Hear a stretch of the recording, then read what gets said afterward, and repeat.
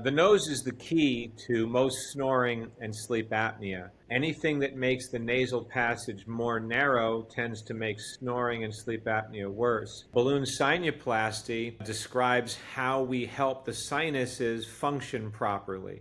If the sinuses are holding on to inflammation and infection, they tend to close off the nasal airway. Balloon sinuplasty is when I use a balloon as an instrument to insert the balloon through a nostril while you're sleeping, slide it into the opening of a sinus, open that sinus permanently, and then clean out the inside with a mixture of soapy saline.